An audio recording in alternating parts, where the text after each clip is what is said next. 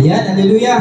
Sa pinagpalang umaga po sa ating lahat, mga kapatid, tayo po may kampatihan na Charito. Ikaw ay pinagpala, ikaw ay pinaburan at lubos na pinalugdan ng ating Panginoon sa pamamagitan ng Hesus Kristo. Amen po ba? Lahat po kayo masaya na naparito sa ating bahay-sambahan. Palakpak po natin ang malakas ng ating mga kamay na bigay ng sa ating Diyos. Buhay! Amen! Handa na po ba ang lahat na magpuri, umawit sa ating Panginoon? Amen. Ganyan talaga mga anak ng Diyos, talagang napaka-energetic. Amen. So ngayong umaga po, tayo po ay umawit, tayo po ay kumanta, tayo po ay sumayaw, tayo po ay uminda, tayo po ay pumalakpak sa ating Diyos. Sabi nga po sa Ephesians 2:8-9, dahil sa biyaya ng Diyos, naligtas kayo nang sumampalataya kay Kristo. Kaloob ito ng Diyos at hindi galing sa inyo. Hindi ito nakasalalay sa mabubuting ninyong gawa para lamang may pagmalaki ang sinuman. Amen? Ang kaligtasan po ay biyaya, regalo ng Diyos sa ating. Amen? So tayo po yung umawit, tayo po yung sumayaw, tayo po yung tumakpak sa ating Diyos na buwan.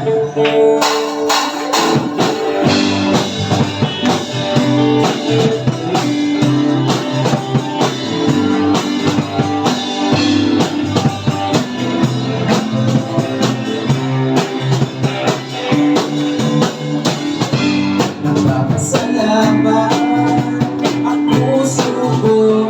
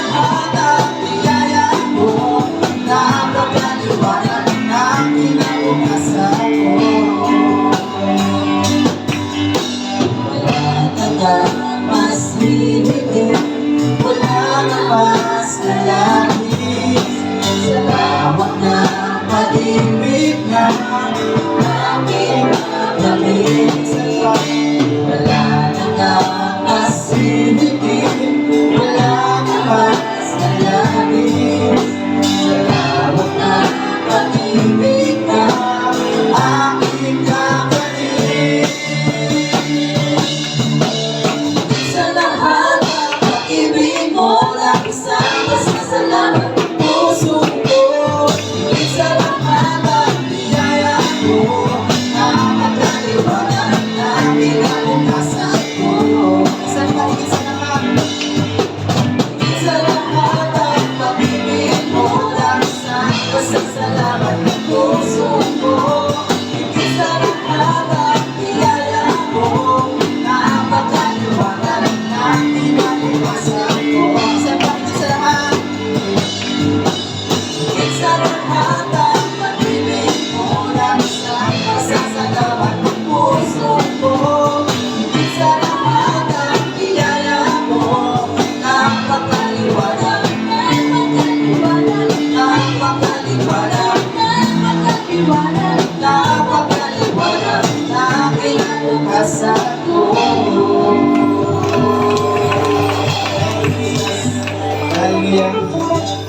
Hallelujah. Tunay nga higit sa lahat ng biyaya mo, Panginoon.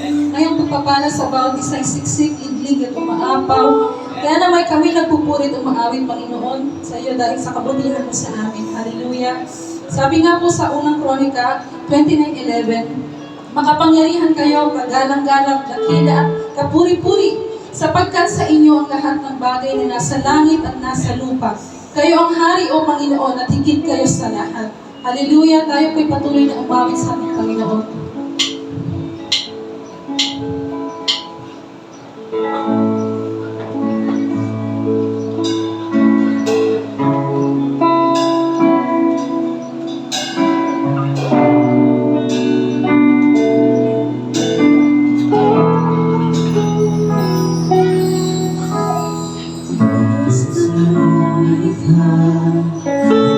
Langit at lupa, kahanga-hanga ang iyong mga gawa. Ikaw ay di nagbabago, ang salita mo ay totoo, mga pangako mo'y mapanghahawakan. Minsan pa mga kabiyayan natin natin, Diyos Ikaw ang Diyos na lumikha, itong langit at lupa, kahanga-hanga ang iyong mga gawa. Ikaw ay di nagbabago, ang salita mo ay totoo, mga pangako mo'y mapanghahawakan ko. Ang Diyos, tunay at dakila, ang iyong magagawa ay kamangha-mangha ay sa pag-ibig mo. Ako'y natagpuan dahil sa biyaya mo, ay naligtas ako. Salamat Panginoon sa biyaya mo, sa pag-ibig mo, sa salita mo tunay na ito ay pagkas at totoo, Panginoon. Pwede natin ikaw ang Diyos na lumikha. Diyos na lumikha, ang langit at lupa, kahanga-hanga ang iyong mga gawa. Ikaw ay di nagbabago, ikaw ay di nagbabago, salita mo ay totoo, mga pangako mo'y mapanghahawakan ko. Makapangyarihang Diyos, tunay at dakila, ang iyong mga gawa ay kamangha-mangha dahil sa pag-ibig mo. Ako'y natagpuan dahil sa biyaya mo, ay naligtas ako. Diyos, tunay at dakila, ang iyong mga gawa ay kamangha-mangha sa pag-ibig mo. Ako'y natagpuan dahil sa biyaya mo, ay naligtas ako. Ang Diyos, tunay at dakila, ang iyong mga gawa ay kamangha-mangha dahil sa pag-ibig mo. Ako'y natagpuan dahil sa biyaya mo, ay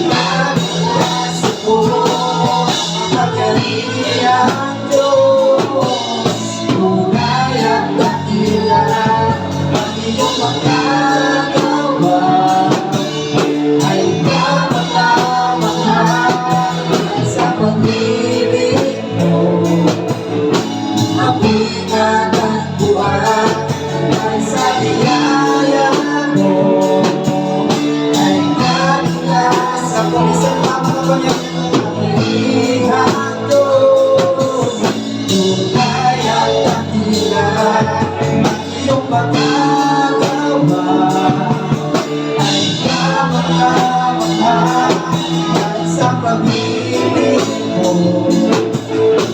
Ako'y natagpuan dahil sa biyaya mo. Ay naligtas ako.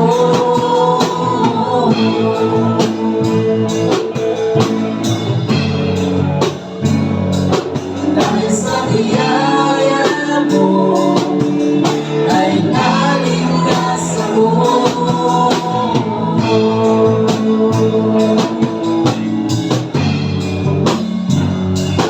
Dahil sa biyaya mo ay naligtas ako.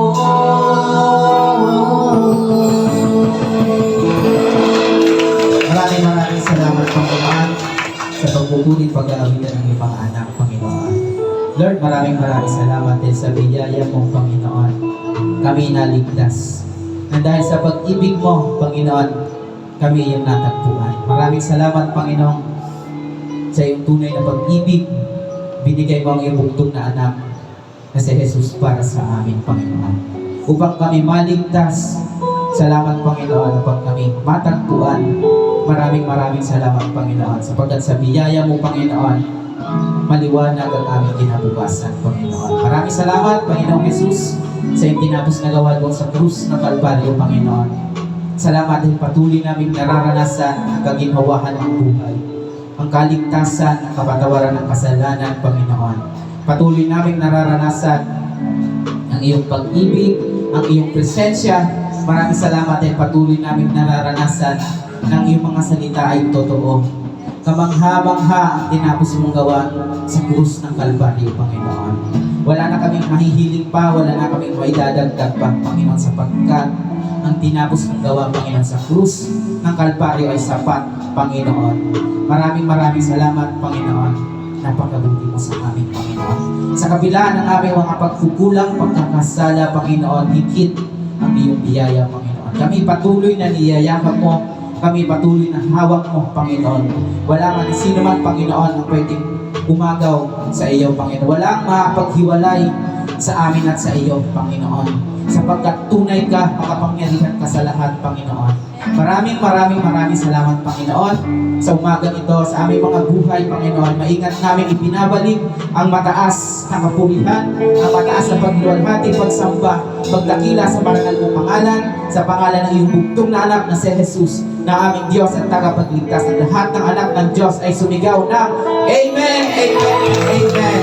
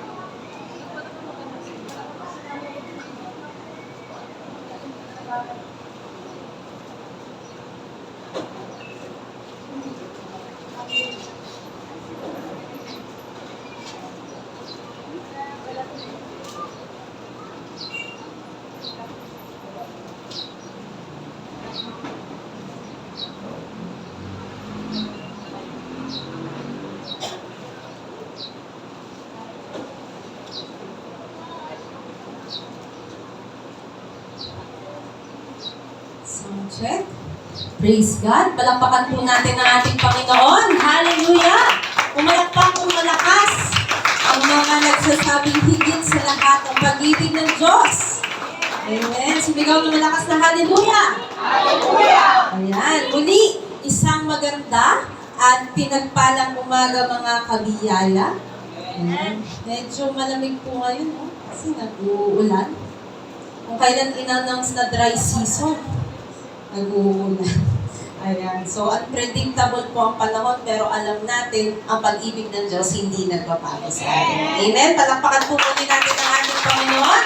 At nitian mo naman yung katabi mo. Yung katabi mong maganda at guwapo.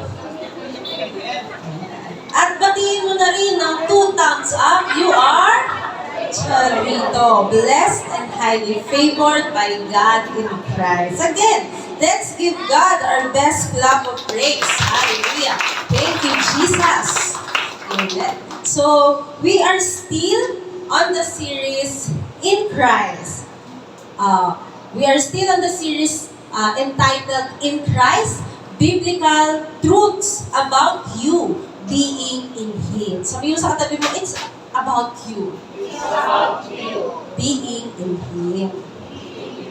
So, ang serye pong ito, tulad nung nabanggit nung pinakaunang linggo ng Marso, ito po'y patungkol sa atin.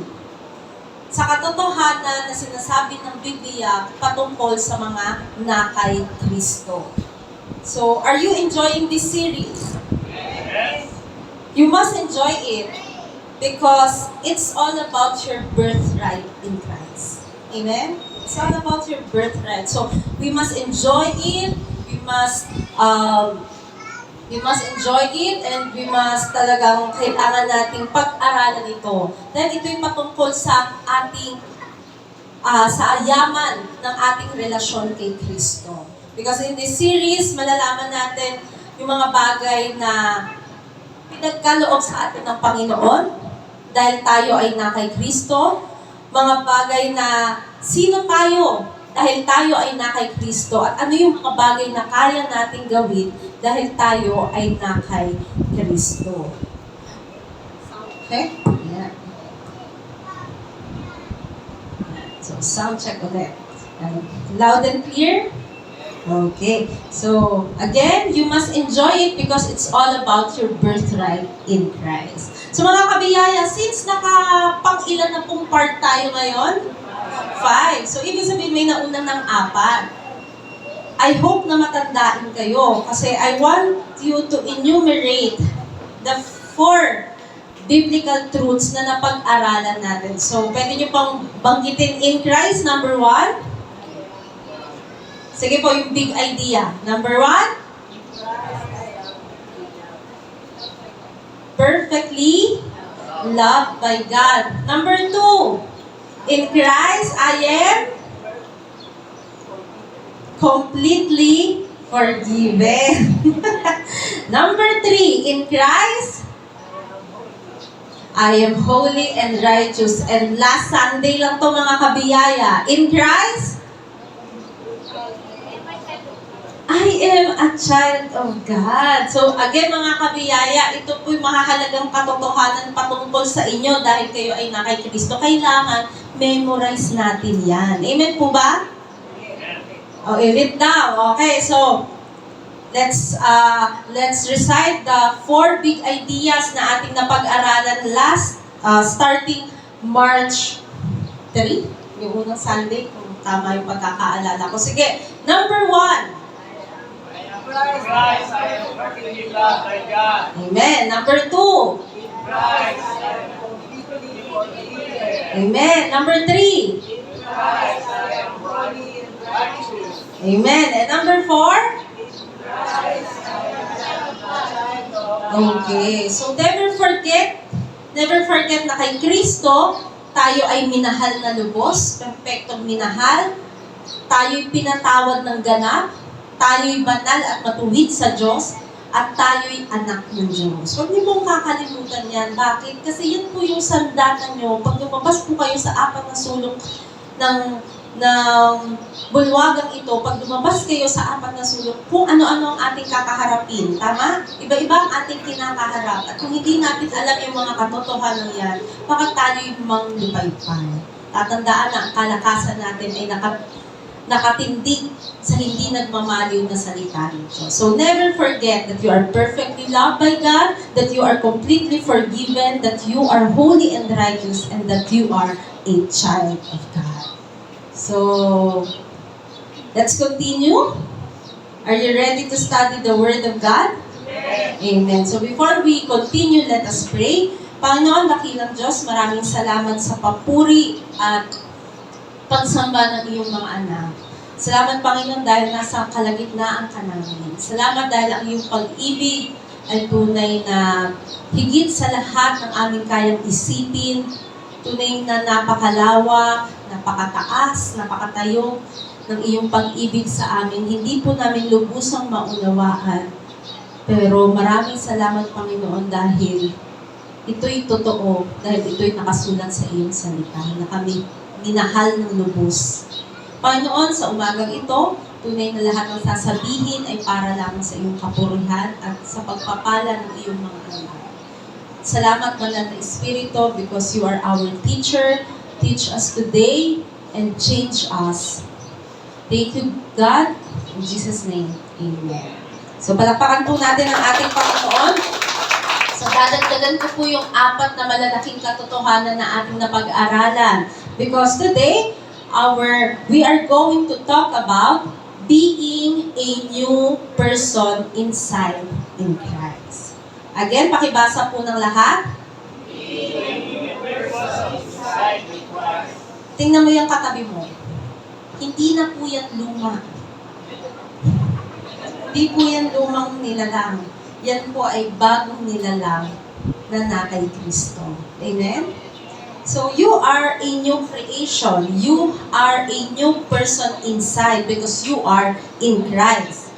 So, the big question today is, what does it really mean to be a new person inside? Alam natin na tayo ay na-born again, yung ating tinanggap si Kristo bilang Diyos at tagapagligtas. Ang tawag po sa atin ng Biblia, we are a new person inside. We are a new person inside. But what does it really mean? Anong ibig sabihin talaga ng Biblia kapag sinabi niyang tayo ay bago nilalang? So today, I will share with you what they call biblical anthropology. Again, ang isi-share ko po sa inyo today is all about biblical anthropology. And at the end, I will give you the life application because it is equally important that you know and then you act upon what you know. Amen? Amen. So, Pastora, ano po ba yung tinatawag na biblical anthropology? Pag sinabi pong biblical anthropology, it simply means the doctrine of man. Kapag sinabi po kasing anthropology, it is the study of man. Tama po? It is the study of man sa secular. So ngayon po, definitely, ang ating tatalakayin is biblical anthropology. Ito po ay patungkol sa doktrina ng tao batay sa salita ng Diyos. So nakapaloob po dito actually itong biblical anthropology po ay tinitake ng mahaba. Kayo po ay gagawin natin short course. Kaya humawak po kayo sa inyong upuan. Okay? Kasi fast, ano tawag din? Fast and Furious, yung course na sige po? Hindi po eh. Basta, yung mabilisan. Crash course. Ayun, mabilisan itong gagawin natin. So, this is the biblical anthropology or the doctrine of man. So, sa the doctrine of man, ito po ay yung mga katotohanan, pundasyon patungkol sa tao. Patungkol sa iyo, tao ka ba? Yes. So, mahalaga alam natin ito. Okay? So, nakapaloob po dito sa biblical anthropology or the doctrine of man, ang malaking katotohanan tungkol sa tao. Una, ang paglikha ng tao. Pangalawa, ang pagbagsak ng tao. At pangatlo, ang katubusan ng tao. So, let's proceed to the first point. The creation of man. Okay, the creation of man. And alam po ng marami that there are two conflicting views about the creation of man. Namely, the evolution theory and the creation story. Familiar po ba kayo sa evolution theory? Parang, hindi ko alam kung grade 1 pa lang na ituro na yan. Nasa books ba yan? Yan, hindi ko na po maalala, matagal na yun. Ayan. So, ito po yung dalawang nagbabangga ang kaisipan patungkol sa pagkalikha ng tao. So, ito po yung dalawang kaisipan na humahati sa paniniwala ng mga tao ukol sa pinanggalingan ng tao. Una po natin talakayin mabilis yung evolution. So, ang evolution po, it is a scientific scientific theory that proposes man evolved from monkeys over a period of 65 million years. So, it was famously formulated by Charles Darwin in 1859 in his famous book, The Origin of Species. So, lumabas po ang isang scientifico sa pangalang Charles Darwin at sa kanyang mga obserbasyon at mga ebidensyang hindi naman kompleto, prinopose niya na ang tao ay galing sa unggoy. Kaya may mga naniniwala na ang tao ay galing sa unggoy. Actually, mga kabiyaya, kung ating iisipin at iisipin mabuti, mahirap itong paniwalaan. Bakit? Kasi ano pong tawag sa evolution? Pakibasa po yung point number 1. Scientific theory. And when we say scientific theory, iba siya sa law. Pag sinabi po kasing law o batas, pag sinabing batas, it talks about the phenomenon nangyayari and proven true. Pero pag sinabi pong theory, it's just a scientific speculation. Speculation pa lang siya na marahil kaya ganito ang nangyayari dahil ito. Dahil ang tao ay ang galaw ng unggoy ay medyo tao, kaya marahil galing sa unggoy ang tao. So, mahirap itong paniwalaan dahil tulad ng sabi ko, it is a theory, meaning scientific speculation. Hindi po ito scientific law. Ang law po proven and tested, right? Like the law of motion. Alam po natin yung law of motion.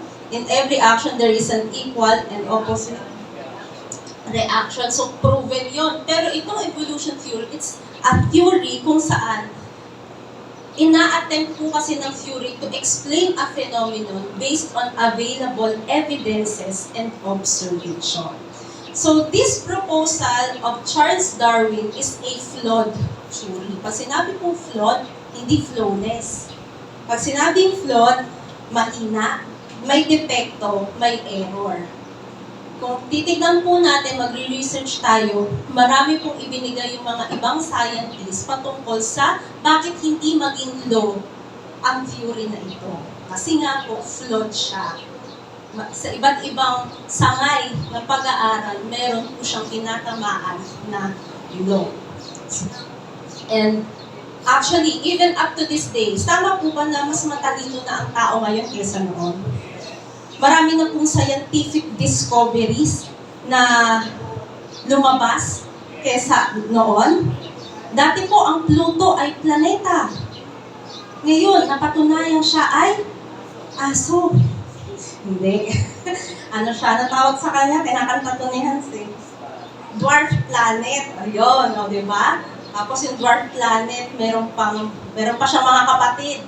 Ayan. So marami na natuklasan ng tao dahil because of the modernization of scientific discoveries. And yet, itong theory na ito, kahit kailan, hindi nila mapatunayang batas. Pero meron mga tao, gusto nilang tindigan na ang tao ay galing sa unggoy. Baka lang naman, marahil, mas madali sa kanilang tanggapin na may pagkakahawig sila sa unggoy. Hindi ko alam kasi hindi naman ako naniniwala dito.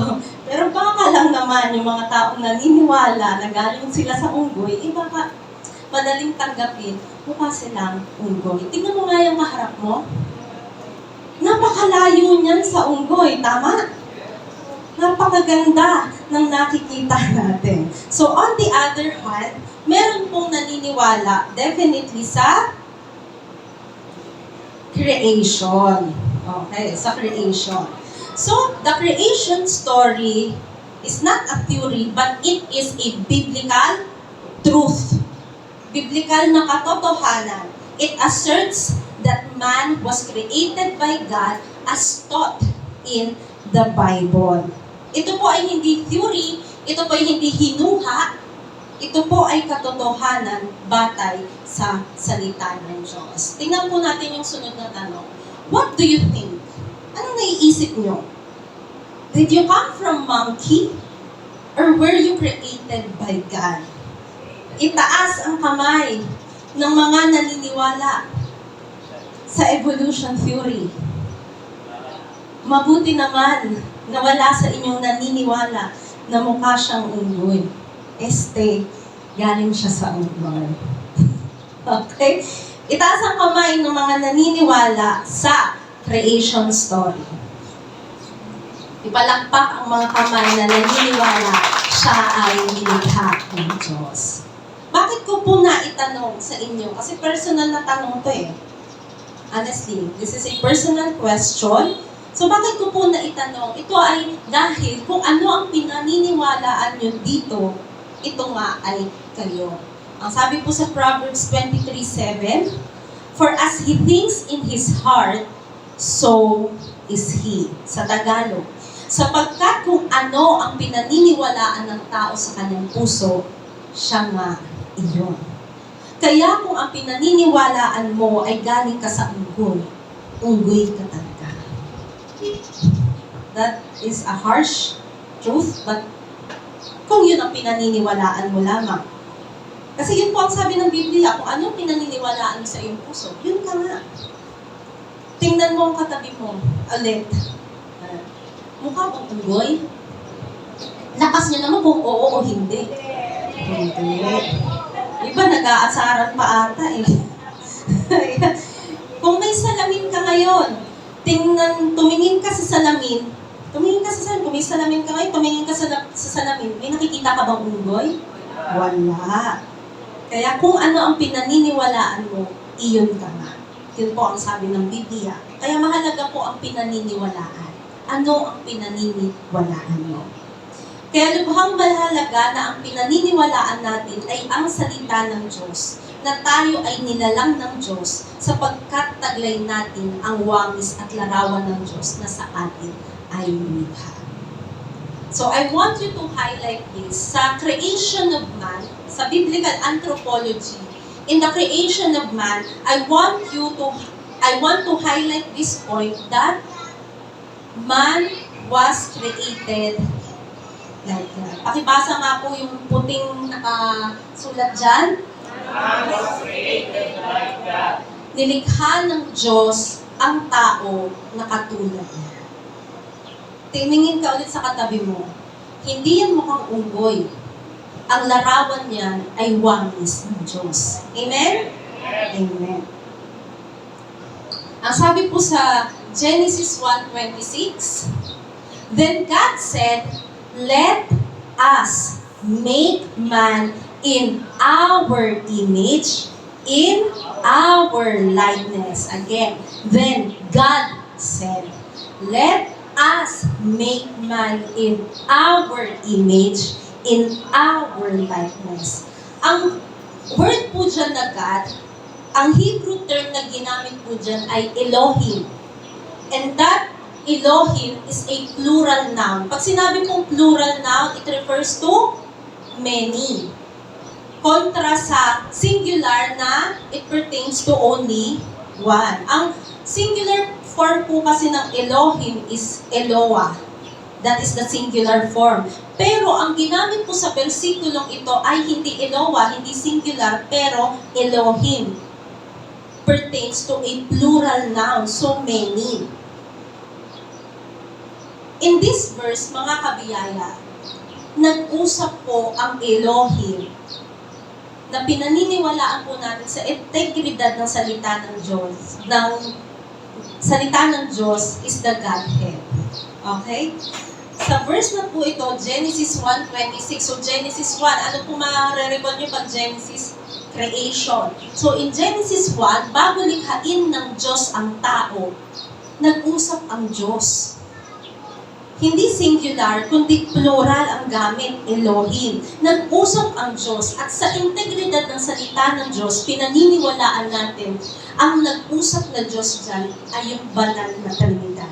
The Father, the Son, the Holy Spirit are talking to each other. Okay? Ang sabi po, then God said, anong sinabi ni Elohim? Anong sinabi ng Diyos? Plural. Ang sabi niya, let us, gawin natin. let us make man in our. Pag sinabi pong our, ano yun? Plural or singular? Plural. Image. Singular, plural. Singular. In our, singular, plural.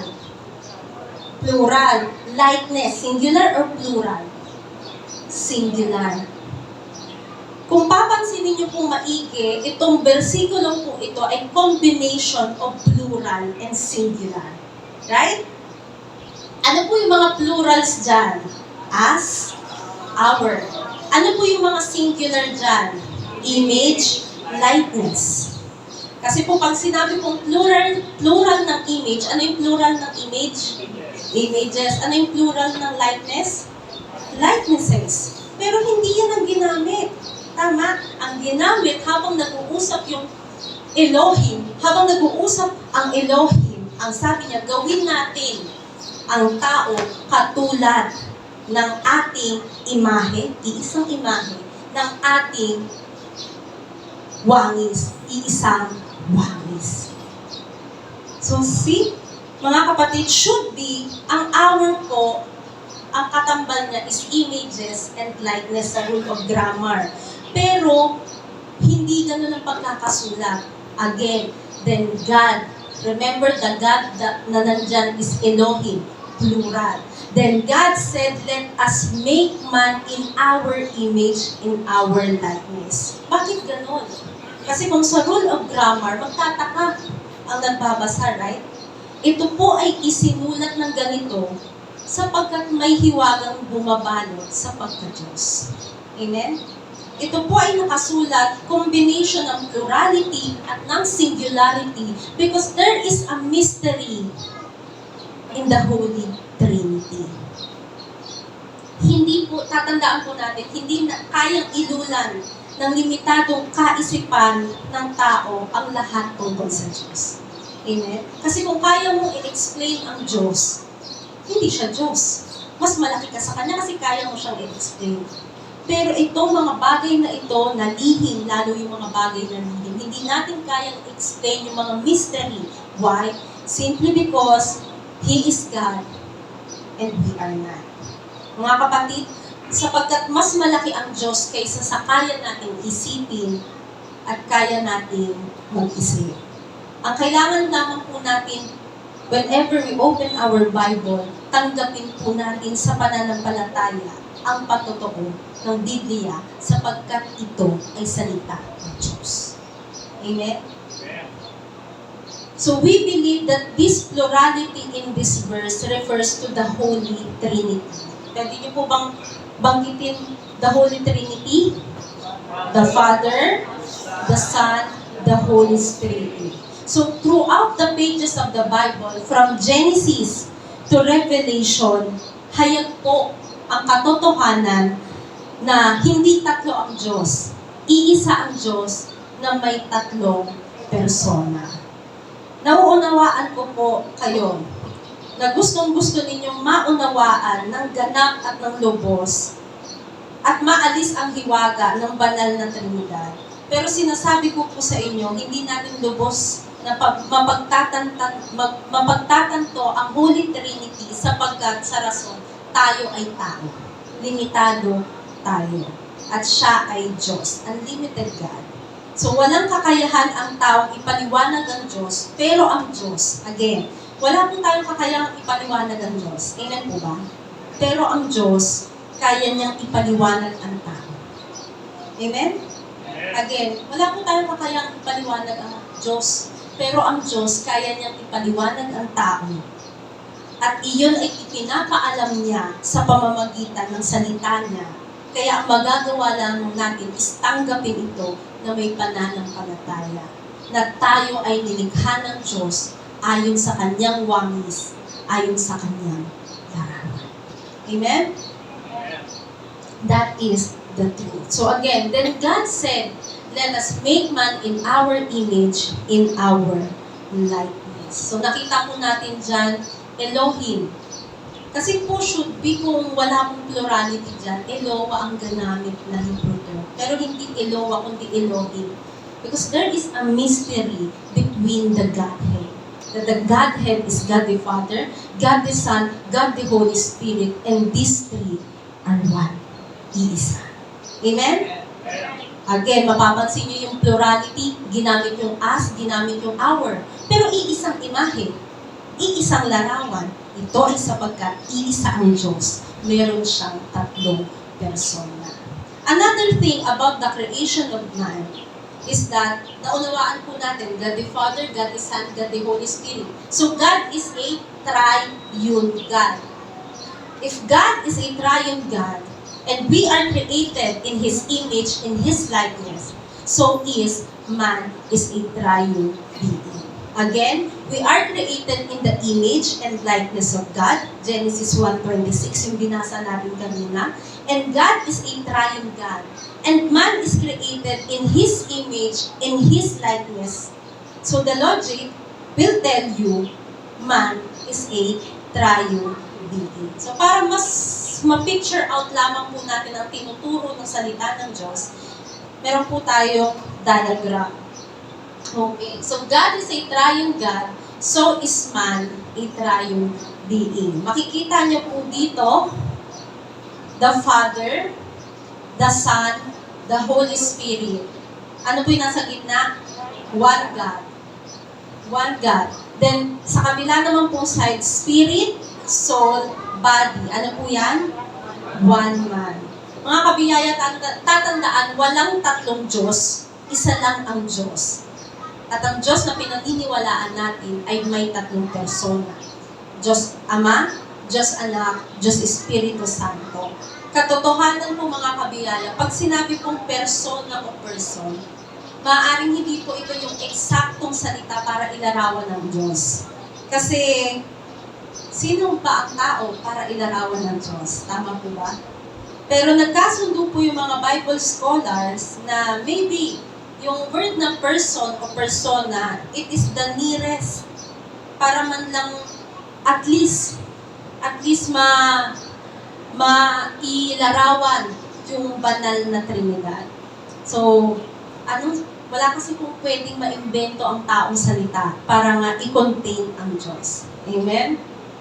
Kaya nga pag sinasabi mo, God is good, kontento ka na bang sabihin God is good? Hindi. Bakit? God is great. God is awesome. God is amazing. Di ba ang dami mong masabi? Bakit walang enough na salita na pwedeng i-invento ang tao para i-describe ang Diyos? Right? Same here. Same here. So, look at the triunity of man. Tingnan po natin yung triunity of man. Merong spirit, soul, body. So, before tayo magpatuloy sa tao, tingnan po natin yung mga bersikulo patungkol sa Diyos.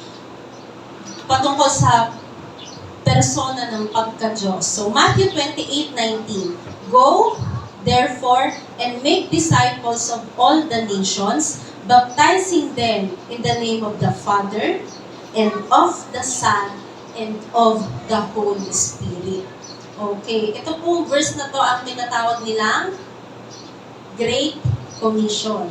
Okay, ito po talaga yung mission ng simbahan. It is to go and make disciples. So, dito po sa Great Commission, you will see the Trinity.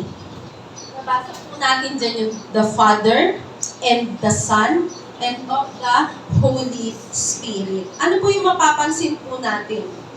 Bawat po pangalan, kasi tama po ba noun yung Father, Son, and Holy Spirit? Bawat pangalan, merong nakatambal sa kanyang definite article na the. Okay, the. At meron pa pong conjunction or connecting word o pangatnig, ngayon yung English, na and. Bakit? Anong indication po nito? Ano pong indication niya? Merong Father, merong Son, merong Holy Spirit. Hindi sila magkakaparehas. Okay? So, grammatically, mahalaga po ang definite article na the. Because it indicates that the noun next to it is specific, distinct, and separate from others.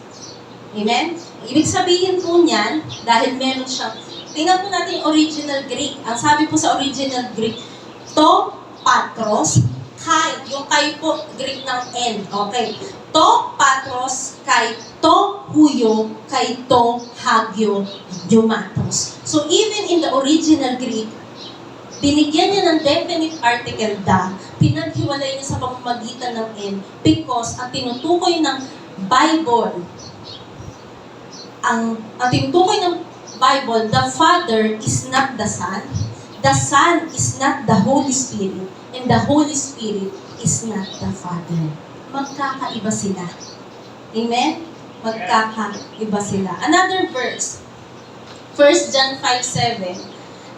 For there are three, merong tatlo, that bear witness in heaven. Ilan daw po yung nagbe-bear witness, nagpapatotoo sa langit? Tatlo. For there are three that bear witness in heaven, the Father, the Word, referring to the Son, so the Father, the Word, and the Holy Spirit. And, pakibasa po ng lahat ang naka-highlight. Hindi na po yung Biblia. These three are one. These three are one. Tingnan mo natin sa original Greek. To patros, kama, ho logos, kama, kai to hagyo pneuma. So you will see again in this verse the Trinity, right? Nandiyan yung the Father, the Son, the Holy Spirit. At malinaw po, direktang sinabi ng Biblia, these three are one. Amen? So, mapapansin nyo din po, kung mapunahin kayo, yan, kung mapunahin kayo, mapapansin nyo po, capitalize yung bawat pangalan. Why? Because the Father, the Son, and the Holy Spirit are proper nouns, meaning specific. They have definite article, the, meaning distinct, and connected with a comma and a conjunction, and meaning separate from each other. Kaya po huwag malilito. Ang pagka-Diyos po, ang hiwaga ng pagka-Diyos, iisang Diyos, tatlong persona. Amen? Ang hiwaga ng pagka-Diyos, iisang Diyos. Ilan ang Diyos? Isa. Ilan ang Diyos? Ilan ang Diyos? Ilan? Isa. Isang Diyos, tatlong persona. Parang ganito po, 1 plus 1 plus 1 equals 1. Tama, diba? Kasi pag sinabi 1 plus 1 plus 1 equals 3, o ano na yun? Many gods na yun. Pero alam po natin sa Biblia, bawal ang maraming Diyos. So see? Yun po talagang mystery in the Godhead. Yun po yung mathematics ko. 1 plus 1 plus 1 equals 1 God. Amen? Palapakan natin ang Panginoon. Tama po ba? Ang hirap ng matematika ng Diyos. Mapapansin niyo, ilan ang kautusan? 613. 613 minus 1 equals 0. Saan pa nakakita ng ganyang mathematics? Pero ganyan po ang matematika ng Biblia. At tayo po, ano gagawin natin? Makikipaglaban tayo sa salita ng Diyos? No. Ang gagawin po natin by faith, natatanggap natin yung katotohanan sapagkat tayo ay anak ng Diyos. Amen? Pansinin niyo po, yung hindi niyo pa po tinatanggap si Kristo. Ang namin yung tanong, paano yung God the Father, God the Son, God the Holy Spirit? One God? Tama ba? Di ko alam. Ako nagtataka ako noon. Pero the moment na tinanggap ko si Kristo, nawala. Tinanggap ko by faith yung katotohanan na ang aking Diyos ay iisa na may tatlong persona. Amen? So again, makikita po natin yung ano po yan? Lantad po yan sa Biblia. From Genesis, unang verse natin, Genesis, right? Yung about sa Godhead, yung Elohim. Lantad po sa Biblia, from Genesis to Revelation, hayag ang banal na Trinidad. Okay? Tingnan naman po natin. So, our God is one God, three persons. Okay. Next naman po, tingnan po natin yung versikulo patungkol sa tao. Okay. Ang sabi po sa 1 Thessalonians 5:23, and the very God of peace sanctify you wholly. Ito yung kabuuan ng tao. And I pray God, your whole kabuuan, spirit and soul and body be preserved blameless unto the coming of our Lord Jesus Christ. So ano po yung mapapansin po natin dito? I pray God your whole, di ba pwede naman sabihin your whole personality, pwede nga sabihin yan. Your whole being, pwedeng sabihin yan. Pero hindi, anong ginawa ng Biblia? Ang ginawa ng Biblia, hinimay niya ang tao. At ang kabuuan ng tao, espiritu, kaluluwa, Diyos. Katawan. Espiritu, kaluluwa, katawan. So again, look at the creation of man. The tri-unity of man. The whole being of man is that man is a spirit having a soul and live in the body. Ano pong translation ang makikita nyo? Translation. So, ano po ito talagang topic na ito pang crash course talaga So, kaya sabi ko, umawa kayo kasi baka mabilisan kayo. Okay, so ano pong translation ng Bible ito? King James Version na po yan. Pansin niyo po, KJV. Nilagyan ko po talaga yan. So, KJV yung translation ng Biblia na ginamit natin. Pero hindi niyo po mapapansin, kung mapapansin niyo, wala po yung article da. Diba? Whole, dapat the spirit and the soul and the body. Pero po, tingnan niyo po sa original Greek. Nandoon po, nakalagay po sa original Greek, yung article da. To, pneuma, kai, ho, suke, kai, to, soma. Hindi po na-capture yan ng King James Version. Hindi po yan na-capture ng any translation. Pero pag tinignan niyo po sa original Greek, nandoon. Remember po, ang Biblia po ay isinulat hindi po sa English. Ang Biblia po, sa Old Testament nakasulat ng Hebrew, sa New Testament nakasulat ng Greek. Kaya meron po tayong tinatawag na lost in translation o nawawalang mga salita nung nag-translate. Yung iba naman dinagdagan. Okay. So, you have to understand that the original text should prevail rather than the translation. Bakit po yung original text ang dapat mag-prevail? Kasi yung original Hebrew at original Greek ng Biblia, yun po yung tunay na kinasihan. That is God-breathed. Amen? Remember 1 Timothy 3:16? All scriptures are God-breathed. Pero ang God-breathed po is the original text. Hindi po yung English. Hindi po yung anumang translation. The original text. Kaya po, titingnan natin sa original text pa lang, ipinakita niya na magkahiwalay. Kasi the spirit meron po the spirit and the soul and the body.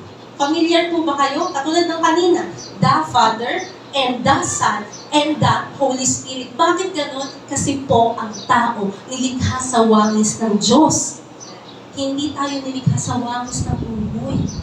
Tayo po yung nilikha sa wangis ng magandang Diyos. Amen? Palampakan po natin ang ating Panginoon. So, para mas ma-visualize po natin, again, yung original Greek po is ng 1 Thessalonians 5:23, ang nakasulat, meron pong definite article, hindi lang na-carry out ng King James or any other translation. So, again, ang original Greek niya, to, pneuma, kai, ho, suke, kai, to, soma. So, ayan po, spirit, soul, body. So, again, in the original text, ang tatlong ito ay mayroong definite article. Kaya kapag hindi po nagtutugma ang translation at original text, ang tama po ay ang original text sapagkat wala pong perfect translation. Again, sino ba ang tao para i-translate perfectly ang salita ng Diyos? Okay? So, as I said about the definite article da and the connecting conjunction and, it means that the spirit is not the soul, and the soul is not the body, and the body is not the spirit.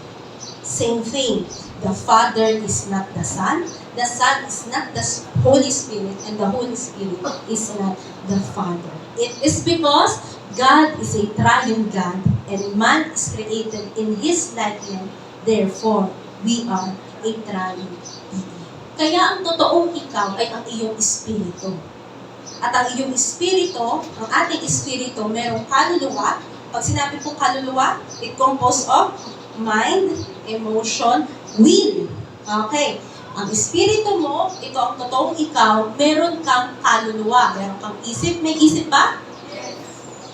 Parang hindi lahat nag-agree. May isip ba? Yes. May pandama? Yes. Kaya dahil may isip, may pandama, may nagagawa. May nasasabi? Yes. Yun po yung kaluluwa. At ikaw ay hindi ka naman, nakikita naman kita, nakikita ko naman kayo. Bakit? Kasi nakatira tayo sa katawan. Okay, alam ko na-explain ko po ito during the Holy Spirit series, yung corporeity and personality. Hindi ko na po muna i-discuss today. Medyo mahaba yun. So, again, man is a triune being because God created man in His image. He is a triune God. So, balikan lang po natin yung 1 Thessalonians 5:23. Kaya kung may magtatanong sa inyo, patungkol sa sinasabi natin, spirit, soul, and body, this is the verse. Pakitandaan, 1 Thessalonians 5:23. That the whole being of a man is that a man is a spirit, a man is a soul, and a man has a body. So again, sa King James po, no definite article. Pero po, mapapansin nyo, merong end, merong kama. Tama? It means ng end, ng kama, it means separation. Example, cat and dog. Pag sinabi po bang cat and dog, anong ibig pong sabihin? Dalawang magkaibang hayop. Kasi merong palabas dati ba cat dog? Nabutan nyo yun? Yung iba yata hindi na. Well, expose pa yung iba ko. Ayan, so cat and dog, ibig sabihin, magkaibang hayop. Pag sinabi po apples and oranges, yung conjunction na end, it separates two different kinds of fruits. So, mga kabiyaya, mahina man po ang salin dahil walang article da, pero nandoon naman yung conjunction.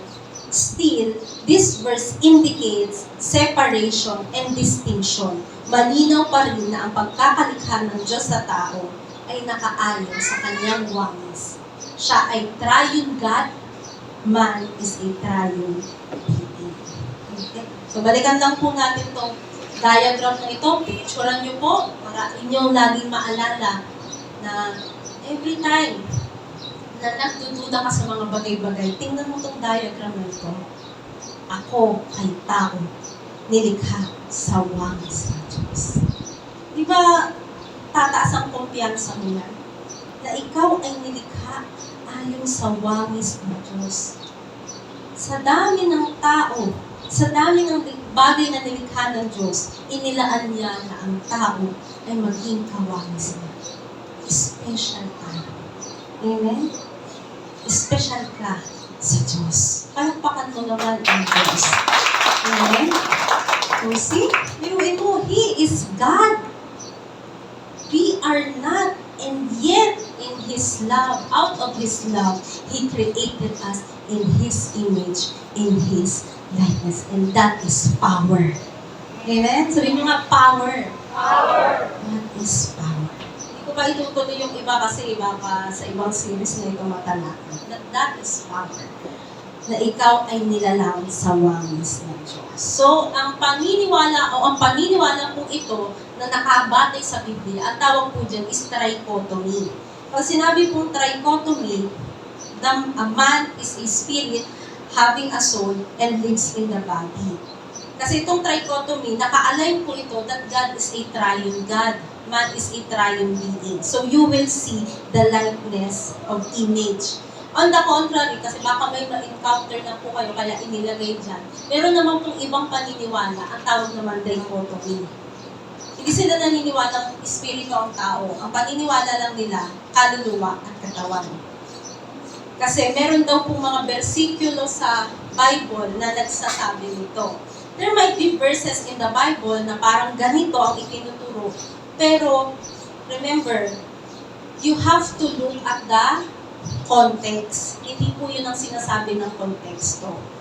Meron po kasi ilang verses sa Bible na interchangeably yung soul at yung spirit. Kaya nalilito sila. Dito po yung papasok yung kahalaga ng hermeneutics. Remember hermeneutics? The art and science of studying the scripture.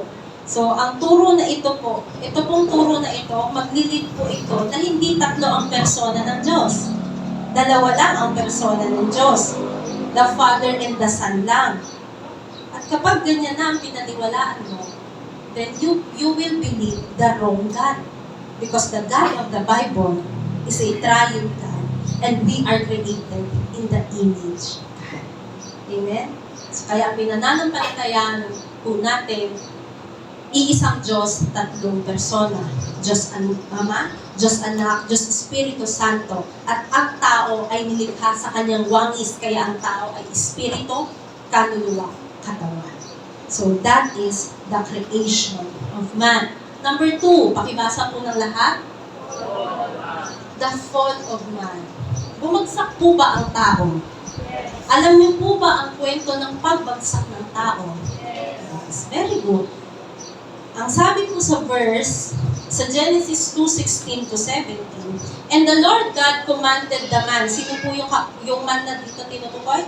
Si Adam, saying, of every tree of the garden you may freely eat, but of the tree of the knowledge of good and evil you shall not eat, for in the day that you eat of it, you shall surely die. Not that you might die, but you will surely die. Sa oras, sa araw na kinain mo ang pinagbabawal na bunga, sa araw na iyon, sigurado, mamamatay ka. Yun ang sabi ng Diyos. Meron pong dalawang puno sa gitna ng hardin, ang puno ng buhay at ang puno ng kaalaman sa mabuti at masama. Ang sabi ng Diyos sa tao, kay Adan, ang lahat ng bunga na nakikita mo sa hardin, pwede mong kainin, liban sa bunga na nanggaling sa puno ng kaalaman sa mabuti at masama. Sapagkat sa oras na kainin mo ang bunga niyon, sa araw na yun, ikaw ay sigurado mamamatay. And we all know the story, bumagsak ang tao sa kasalanan. The fall of man. Noong kinain ng tao ang pinagbabawal na bunga, siya ay bumagsak. Ano ang sabi ng Diyos kapag kinain ang pinagbabawal na bunga? You will surely die. Not might die, but surely die. Sigurado, hindi baka mamatay, baka mahimatay, hindi yun ang sabi ng Diyos. Ang sabi ng Diyos, sa araw, sa oras na iyong kainin, ikaw ay sigurado mamamatay. So siguradong mamamatay ka sa araw na iyon. Hindi bukas, hindi sa susunod na araw, sa susunod na linggo, hindi. Same day, namatay ang tao nung siya'y sumuway sa Diyos. Pero mga kabiyaya, tanungin ko kayo, nung kinain ni Adan at ni Eva yung pinagbabawal na bunga, namatay ba sila? Natumba ba sila tapos hindi na sila naka-ahon, nakatayo? Hindi, di ba? Nakakagalaw pa rin sila. Yes. So, merong namatay sa tao nung araw na siya ay sumuway, nung araw na siya ay bumagsak. Again, kung nag-iisip tayo, may isip natin, hindi naman si Adan namatay ura-urada. So, hindi namatay si Adan sa kanyang katawan. Hindi siya natumba, nabuwal, tapos nawalan na ng malay, hindi na nakahinga. In fact, after that incident, yung fall of man, the next story, nagkaanak pa sila ni Eva. Sino yung anak nila? Si Cain at si Abel. At umabot pa si Adan na 930 years. So, hindi po katawan ang namatay. Hindi po katawan ang namatay sa tao noong sila ay sumuway. Noong makain nila ang ipinagbabawal na bunga, mga kabiyaya, noong makain nila ang ipinagbabawal na bunga, nagpatuloy pa rin po ba ang pag-iisip, ang emosyon, at ang gawin ng tao? Yes. Functional pa rin ba yung isip ni Adan, yung emosyon ni Adan, at yung kalooban ni Adan. Yes. Nagkaanak pa nga sila, right? Okay. So, nagtrabaho pa siya, right? So, kaya hindi rin ang kaluluwa ang namatay sa tao noong araw na sila ay sumuway. Again, ilan ang komposisyon ng tao? 3. Ano-ano yon?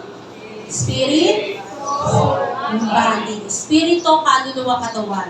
Kung hindi namatay ang katawan at hindi rin namatay ang kaluluwa nung bumagsak ang tao, ano ang namatay sa tao nung kinain nila ang pinagbabawal na bunga? Spirit. Very good. Kasi wala ka ng ibang pagpipilian, espiritu na lang. Okay? So, spirit ang namatay. The spirit of man, ang espiritu ng tao ay was disconnected from God. Hindi niya na kayang makipag-communicate or magkipag-commune sa Diyos. Kaya ang sabi ng Diyos nung nakinain nila yung pinagbabawal na bunga, ang sabi niya, Adam, where are you? Why? Bakit natanong yun ng Diyos? Kasi nagkaroon na ng paghihiwalay. Meron ng separation dahil ang nangyari noong araw na iyon ay hindi physical death, hindi soul death, pero spiritual death. Kaya mga kapatid, doong nagkaroon ng spiritual death, makinig, mahalaga ito, doong nagkaroon ng spiritual death, yung spiritual death, yun yung nagdala ng kamatayan sa kaluluwa. Unti-unting namatay ang kaluluwa ng tao. Kaya the moment na bumagsak ang tao, doon na pumasok yung mga maling kaisipan, yung pagkamuhi, pagkainggit, at doon din pumasok yung pagpatay. Tama? The next story, the first record of death and murder was after the fall. Meron yung trivia yan eh. Ang sabi, sinong tao yung pumatay ng 1/4 of the population? Sino? Si Cain. Kasi 4 lang daw sila na mas tama. Kasi si Adan, si Eva, si Cain, si Abel. So, doon pumasok yung death and murder after the fall. Bakit?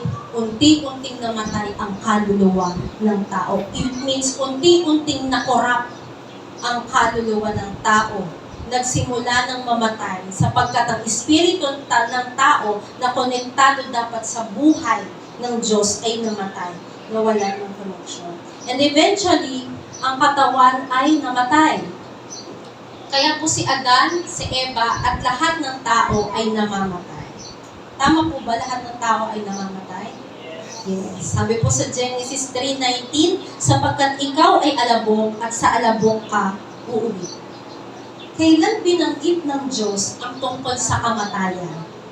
Kailan binanggit ng Diyos? Genesis 3:19, binanggit niya, sapagkat sa alabok ikaw galing, sa alabok ka uuwi. Kailan niya binanggit yon?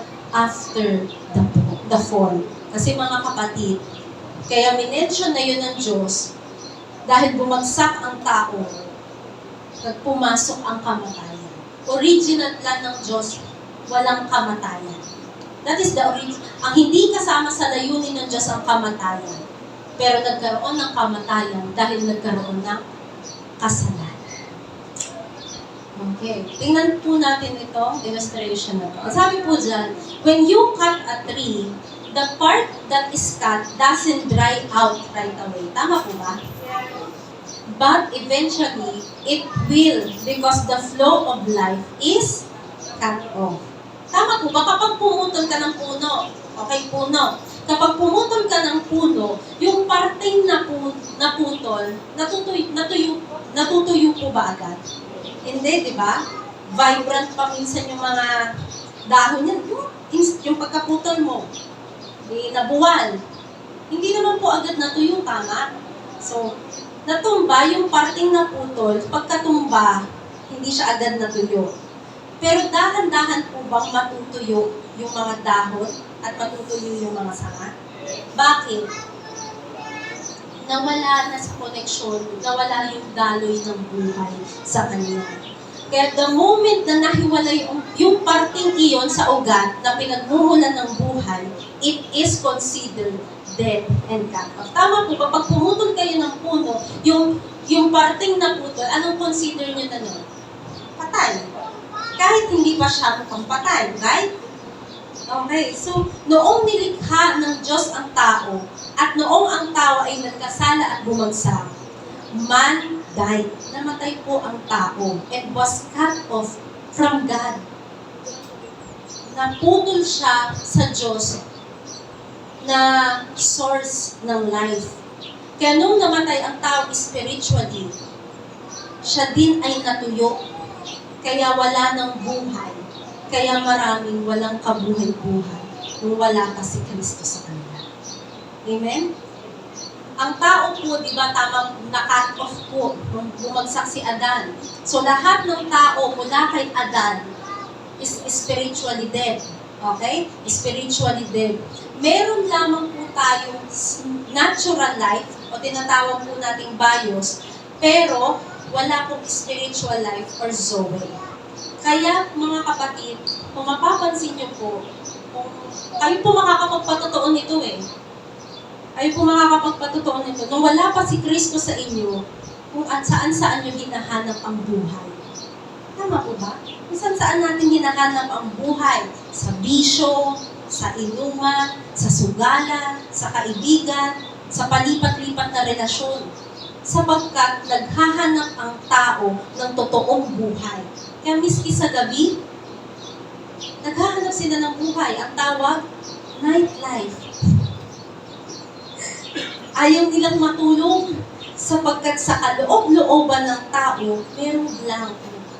Ang totoo, yung blanco na yun, ang tanging makapagpupuno ay yung Diyos lamang. Amen? Kaya pansin niyo mga kabiyaya, dati para ka lang nabubuhay na, dama, natural, yung living lang. Pero the moment na pumasok si Kristo sa'yo, makumpleto ka ba? Amen? Nagkakaroon ka ng kakontentuhan? Tumigil ka sa nightlife? Bakit? Kasi meron kakontentuhan kay Kristo. Amen?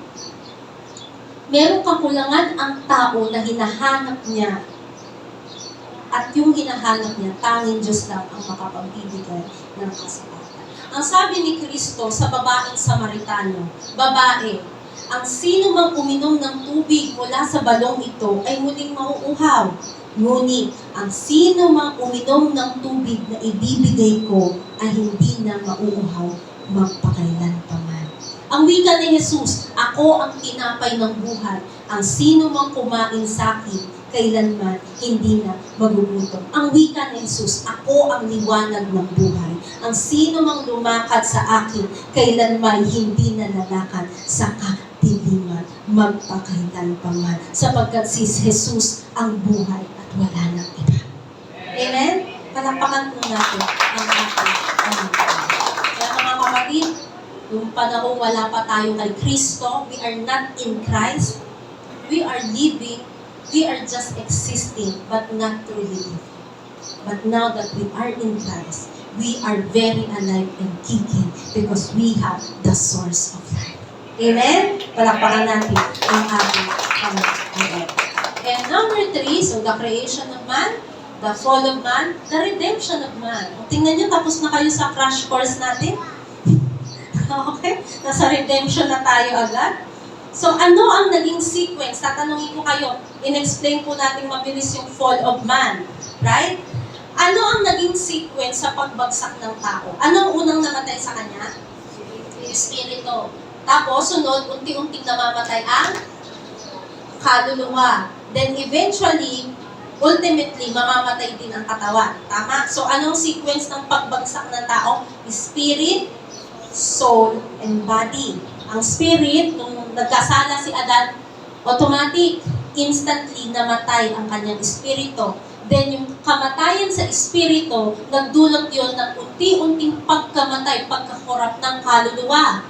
Eventually, ultimately, ang tao ay namatay sa kanyang katawan. Kung ganun ang sequence ng pagbagsak ng tao, gayon din mga kabiyaya, yung redemption. Ganon din yung pagkakasunod-sunod. Ang katubusan ng tao ay nagsisimula sa espiritu, patuloy na dadaloy sa kaluluwa, and ultimately sa katawan. So, tingnan po natin. So, the redemption of man, regeneration. The redemption of the Spirit is regeneration. Again, ang katubusan ng Espiritu, kasi ano dapat unahin? Espiritu. Because the real problem is not your body, the real problem is not your soul, the real problem is our spirit. Our spirit was cut off from God. Our spirit was cut off from the source of life. Kaya yun ang sinulusyonan ni Jesus sa krus ng Kalbaryo. Mabuhay ang ating espiritu sa pamamagitan ng tinapos niyang gawa. Kaya nung natapos ang gawa ni Kristo sa krus ng Kalbaryo, ang sino mang tumanggap sa Kanya, tatanggap ng buhay. Amen? At ang unang tumanggap ng buhay sa ating pagkatao ay ang ating espiritu. So the redemption of man, it begins in the spirit, what we call regeneration.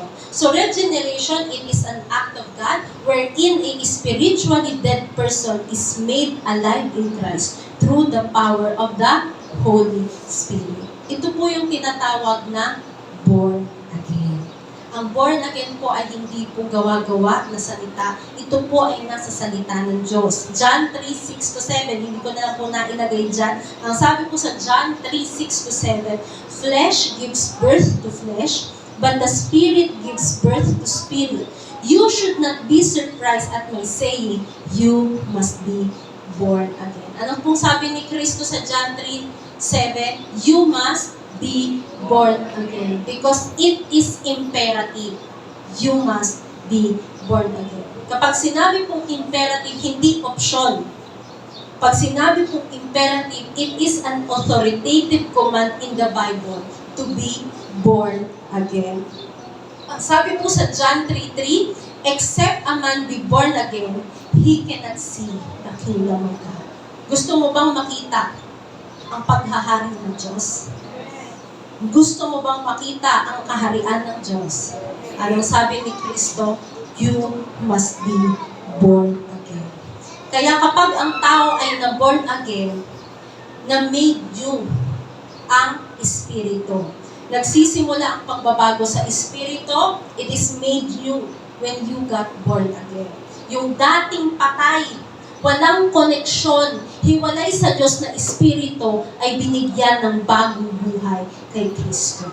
Kaya ang redemption of man ay nagsisimula sa Spirit, then once the Spirit is made new, tutuloy po yan. Kasi kung paano po remember sa pagbagsak, nung namatay yung Espiritu, yung kamatayan tumuloy sa kaluluwa. Gayun din, yung katubusan ng Espiritu, tutuloy din yun sa kaluluwa. Yun po yung tinatawag natin na sanctification. Ito yung sanctification, ito naman po yung katubusan ng kaluluwa. Ito yung dahan-dahang pagbabago ng ating mind, emotion, will. Kung paanong dahan-dahang namatay ang kaluluwa, kung paano dahan-dahang nakorrupt ang kaluluwa dahil sa pagbagsak ng tao, gayon din sa pagtubos, dahan-dahan, gradually, the soul is being made new in Christ. Yung spirit po was made new, yung soul po being made new. Ibig sabihin, proseso. Ang espiritu ay biglang nabuhay. Tama po ba? Biglang nabuhay. Kung paano ka pinanganak? Proseso ba ang pagkapanganak sa'yo? Umaga, ulo muna. Hapon, katawan. Gabi, paa. Kawawa naman yung nanay. Hindi, di ba? Isang bugso. Right? Ganyan din. Nung born again ka, nung nakakilala kay Kristo, instantly, binago ang iyong espiritu. So, kung paano sa pagbagsak biglang namatay, gayon din sa pagtubos, instantly was made new. Suddenly, connected ka na sa Diyos. Ang sabi po sa 2 Corinthians 3:18, we are being transformed into the same image from glory to glory. The word transformed, sa verse na yon, it comes from the Greek word metamorpho. It means macro change. Pag sinabi pong transformed, dun sa verse na 2 Corinthians 3:18, we are being transformed into the same image. That is the macro change. Yun po yung pagbabago ng kaluluwa. Pero bago mo makita ang pagbabago ng kaluluwa, ano pong composition ng kaluluwa? Mind, Emotion, will. Bago mo makita yung kabuuang pagbabago ng kaluluwa, may unang dapat mabago. Ano yon? Mind. Because the mind is the main faculty of the soul. And that is what we call anakaino, pagbabago ng isip. So, through the mind, paano nababago ang pag-iisip ng tao? Sa pamamagitan ng salita ng Diyos. Kailangan po baguhin natin ang ating pag-iisip sa pamamagitan ng salita ng Diyos. Sabihin niya, salita ng Diyos. Mahirap po pag ginagamit natin pagbabago ng isip ay kung kani-kaninong sulat, Facebook. Di po, ang batayan lamang po ng totoong pagbabago ng isip ay sa pamamagitan ng salita ng Diyos. Kaya punuin mo ang iyong kaisipan ng salita ng Diyos. Huwag mong pupunuin ng chismis. Amen? Kung magpupuno ka na rin ng ilalaman sa iyong isip, punuin mo ng salita ng Diyos. Because if you change the way you think, you will change the way you feel. And when you change the way you feel, you will change the way you do things. Amen? Because if you think good, you will feel good, you will do good. But if you think chismis here, isa sa puso mo yung chismis na yan, chismoso ka na rin. Yun. Okay? So, baguhin natin ang ating pag-iisip sa pamamagitan ng salita ng Diyos. That is why we are encouraging everyone to read the Bible every day, to have devotion time daily. Kaya ini-encourage po namin kayo, never miss out our Sunday worship. Make time to join our midweek praise. Give time in our fellowship. Because that is how the soul is being made new. Amen? Ang totoo po, tayo ang lugi kapag hindi po tayo nakikipag-participate sa mga pakaparaanan ng Diyos para mabago ang ating kaisipan. Okay. And number 3, so nakita po natin pagbabago ng espiritu, tumutuloy ang katubusan sa kaluluwa, and ultimately, makikita iyan sa saan? Sa katawan. Ang tawag po ng pagbabago o katubusan ng katawan ay glorification. This is the change of the body. Remember the sequence. Yung pagbagsak, unang namatay ang espiritu, kaluluwa, then katawan. Gayon din sa katubusan, espiritu muna, kaluluwa, then katawan. Ang espiritu po ay natubos na. Ang kaluluwa ay nasa proseso ng pagtubos or being made new. At ang katawan ay tutubusin kapag bumalik na ang Panginoon Jesus. Ang sabi po sa Philippians 3:18, ang ating katawang may kahinaan. Mahina po ba ang katawan natin? Sige nga, yumuko kayo. Oh, walang gusto yumuko. Okay. Ang katawang mahina ay babaguhin niya upang maging katulad ng kanyang katawang maluwalhati. Ang katawang ito po ay natutuyo. Nagkakasakit. Tama? Mahina. Kaya ang pangako ng Diyos, papalitan niya ng isang maluwalhating katawang. Katawang hindi nagkakasakit. Katawang maluwalhati. Tulad ng kay Kristo. Gusto niyo ba yun? Gusto niyo ba yun na hindi na kayo magugutom? Kasi hindi na nagugutom. Pwede kayong kumain, pero hindi na kayo nagugutom. That is the glorified body. Gusto niyo, yun po yung literal na tatalos kayo sa pader.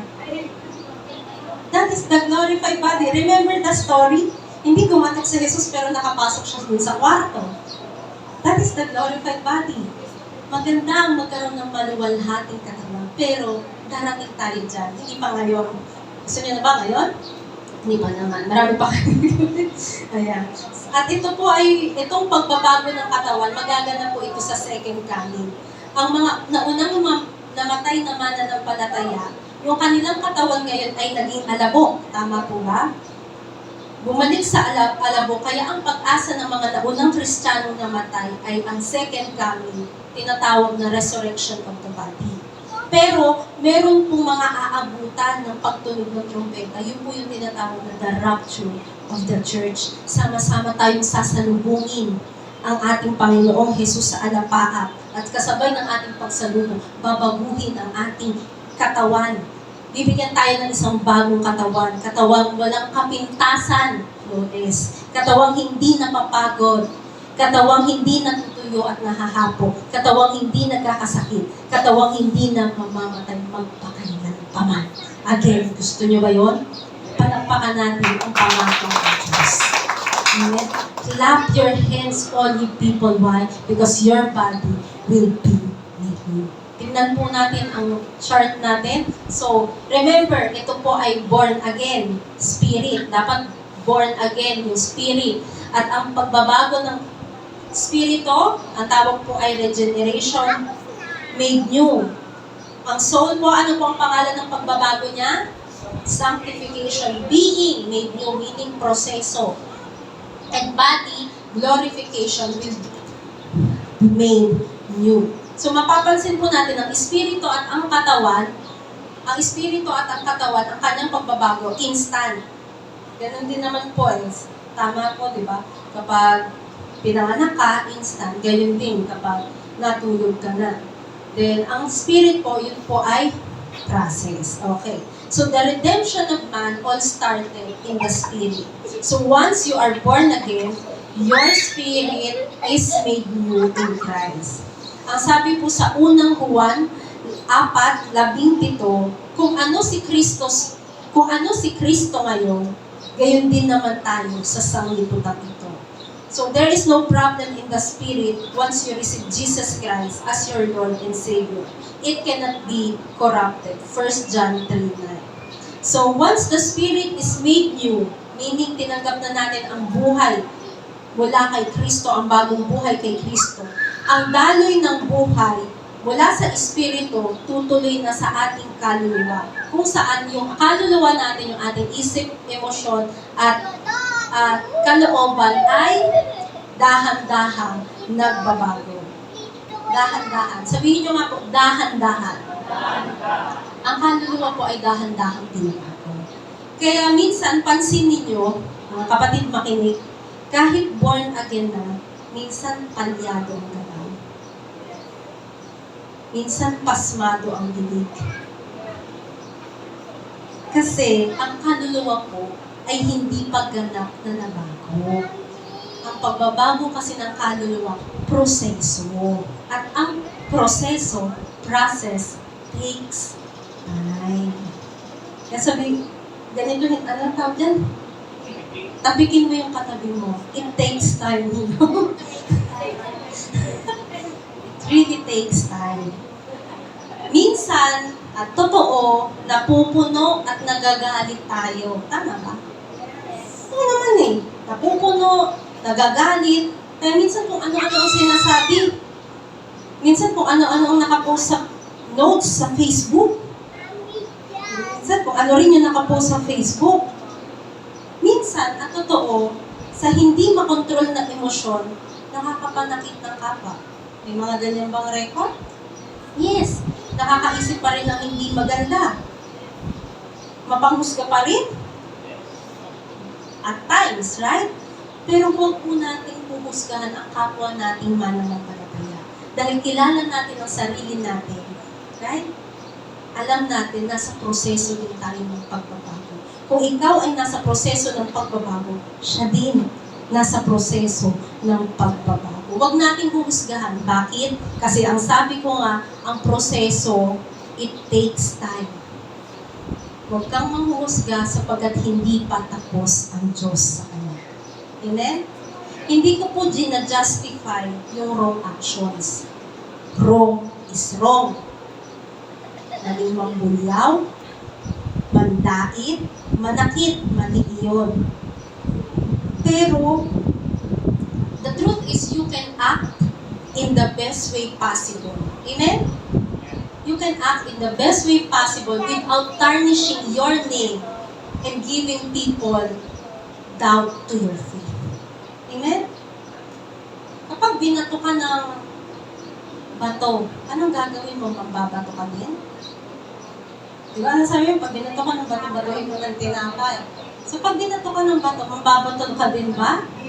The truth is, mga kapatid, it is not the circumstances ang magde-define sa'yo, but on how you respond to those circumstances. Will you be the bigger person? O lahat ng tao mag-a-adjust para sa'yo? Again,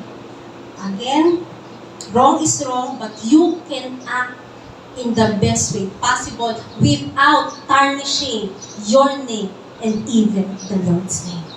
Amen? Amen. So by the grace of God, let us act every moment in the best way possible to give God the glory and praises. Amen? Kaya malaking sigaw dyan, grace, grace to Him. Amen? Palakpakan natin ang ating Panginoon. So again, but in times talaga, may mga ganyan, totoo naman miski personal na lang, alam mo, ikaw din. In times like this, we should not condemn. We should trust the process. Because the process of change was initiated by God. And I am sure it is the best change ever. Na darating ang araw, you will think like Christ, you will feel like Christ, you will act like Christ. Dati, hirap na hirap ka magpatawad. Kung magpatawad ka, 1 dekada ang pinapalipas mo. Pero noong na-born again ka, hindi na 1 dekada, 6 na buwan na lang. Tanong ko kayo, may improvement ba sa pagpapatawad niya? Yes, may improvement. Sabi, Pastor, ang tagal pa rin ng 6 months. Nakita mo yung 6 months, pero hindi mo nakita yung 1 dekada na hindi siya nagpatawad. Minsan po kasi mga kabiyaya, ito'y sa totoo lang, sa bawat isa sa atin, kasama ako, minsan ang taas ng standard natin para sa iba. Right? Dapat ganito sila magbigay. Dapat ganito sila makitungo. Dapat ganito gawin nila. Umayos-ayos naman. Ang nakikita, puro sila. Pero yung sarili natin, hindi natin pinupuna. Di ba? Tama. Kapag sa sarili natin, binibigyan natin ng biyaya. Pag nagkamali tayo, sasabihin natin, God is a God of second chances. I think I deserve a second chance. So, ano ba yung grace na naibibigay natin sa sarili natin, napapatawad natin yung sarili natin, i-extend din natin sa iba. Dahil makikita din ang tunay na pagbabago sapagkat magaling ang pagtubos ng Diyos sa taong ito. Amen? And ultimately, papalitan ang katawang ito, it will be made new. So, made new, ang makikita niyo po dyan, made new, being made new, and will be made new. So, like Christ, being like Christ, and will be like Christ. Mga kapatid, may plano ang Diyos sa atin. Nung binuhay niya ang ating espiritu, may plano siya sa atin. At maganda ang plano ng Diyos sa atin. Amen? Remember, God perfectly loved us, and His perfect love is purposeful. May magandang plano ang Diyos sa atin sapagkat mahal tayo ng Diyos. Ang sabi po sa 1 Corinthians 5:17, when someone becomes a Christian, he becomes a ibasa ng lahat? Inside. He is not the same anymore. A new life has begun. Noong tinanggap natin si Jesus, pumasok sa ating espiritu ang espiritual na buhay na tinatawag na Zoe. At iyan, yung Zoe na nasa espiritu natin, the spiritual life, tumutuloy sa kaluluwa.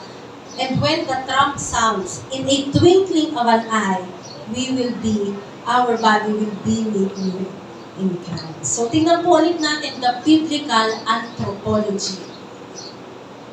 Pinawisan ako doon. Heavy naman ang teaching ngayon. Crash course to, sabi ko nga sa inyo. Biblical anthropology, the doctrine of man. Pakibasa po ng lahat. Number 2. Number 3. So yan po yung doctrine of man, the biblical anthropology. Now, ito po yung pagbabago. Ito po yung tinatawag na kaya ka na bago. Now that you are a new person in Christ. So the big question, after knowing the biblical anthropology, if you are made new inside, tanungin ko po kayo, nabago po ba kayo sa inyong kaloob-looban? Nabago po ba ang inyong espiritu? Dati kayo patay, ngayon ang espiritu niya ay buhay? Yes. So if you are made new inside, how do you show it outside. Bago ka na ba sa loob? Pakilakas ang sagot, bago ka na ba sa loob? Remember, sa ating pagkatao, ang bago na sa atin ay ang ating espiritu. At ang espiritu po ba'y nakikita ng tao? Hindi. Sapagkat katawan ang nakikita ng tao. So kung katawan ang nakikita ng tao, paano mo ipapakita yung espiritu mong hindi nakikita bago na dito sa katawan? This is the life application. And I'm starting to close. So life application number 1. Pakibasa po ng lahat. Live out your new identity. Pakilakas. Live out your new identity. Live out your new identity in Christ. Your new identity is that you are born again. You are born of God. Your new identity is that you are perfectly loved. Kaya pina-enumerate ko sa inyo. You are perfectly loved. You are completely forgiven. You are righteous and holy. You are a child of God. And now you are a new person inside. That is your new identity. So live it out. Sabihin niyo nga po sa sarili niyo, live it out. If you are perfectly loved by God, then begin to love other people. Amen? If you are completely forgiven, then start forgiving those who did you wrong. Huwag ka nang magtanim ng sama ng loob. Bukod sa nakakapangit, ikaw ay napatawa. Matutunin po tayo magpatawa. Kasi tayo'y minsan nangailangan ng kapatawaran. In-extend ng Diyos ang kanyang pagpapatawa. I-extend din po natin ang pagpapatawa sa iba. If you are righteous and holy inside, then do not give in to temptation. Huwag magpapadala sa tukso. Say no to sin and live holy and righteous. If you are a child of God, then live differently. Huwag kang makikipagkumpulan sa mga gumagawa ng makamundong layang at nasa ng katawan. Hanggat maaari ang sabi ng Biblia, do not be yoked with unbelievers. So number 2, pakibasa ng lahat ang number 2. Show your new nature to those around you. Your new nature is inside.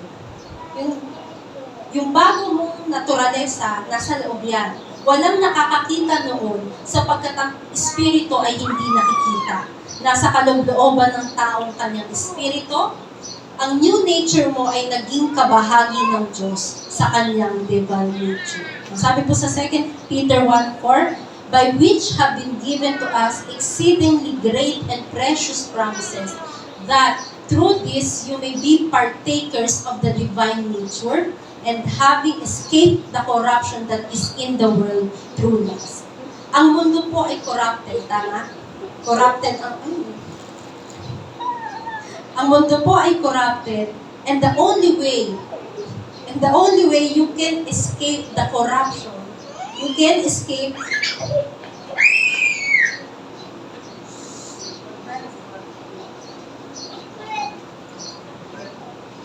again, on the start. Ang mundo po ay corrupted, tama? And the only way, ang sabi po sa verse na ito, the only way you can escape the corruption of the world is through the divine nature that you have because you have been made new in Christ. Ang sabi po dyan, partakers of the divine nature, having escaped. Kaya po tayo nakalaya. Kaya pwede tayong mag-say no sa kamunduhan.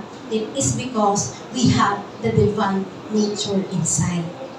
Hindi mo na masasabi, ako ay tao lang, nadadarang, mahina, natutukso, nagkakasala. Hindi na po yan dapat ang iyong awitin.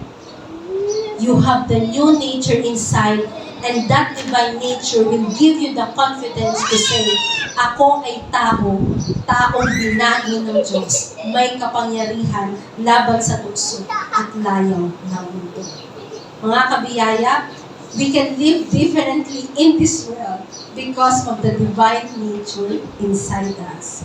Mga kapatid, again, we can live differently. Pwede tayo mamuhay na iba sa mundo ito dahil meron po tayong divine nature. Again, hindi po naghahanap, mga kabiyaya tumingin sa akin, Hindi naghahanap ang mga tao na nakapaligid sa inyo ng perfecto. Hindi ka hinahanapan ng perfection. Kasi alam ng mga tao, walang perfecto. Pero meron silang hinahanap. Lalo't ikaw ay Kristiyano. Ang hinahanap nila, iba ka sa kanila. Ikaw ay nagliliwanag sa kabila ng kadiliman meron sila. Again, show your new nature to others, live differently. Number 3, pakibasa ng lahat. Live in your new hope in Christ. Lagi mong tatandaan na ang Diyos na inaasahan mo ay namatay. Again, tatandaan mo lagi ang Diyos na pinananampalatayaan mo ay namatay, pero noong ikatlong araw, muli siyang nabuhay. At buhay siya magpakailanman. Kung buhay ang iyong inaasahan, ibig sabihin, buhay ang iyong pag-asa. Amen? Tignan po natin ang sabi po sa next slide. Next slide, never lose hope no matter what. You have a new and living hope inside. Never give up. Your new hope cannot and will not fail. Mga kabiyaya, huwag po tayong mamuhay na para bagang wala tayong ibang kinakapitan at pag-asa.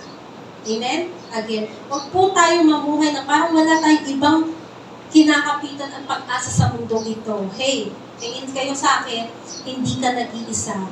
Kailanman, hindi tayo bibiguin ng Diyos. Always rely on God's perfect love, especially in tough times. Remember our first series? Remember, always rely on God's perfect love, especially in tough times. Hindi po ipinangako ng Diyos na smooth ang ating magiging buhay na tayo na born again.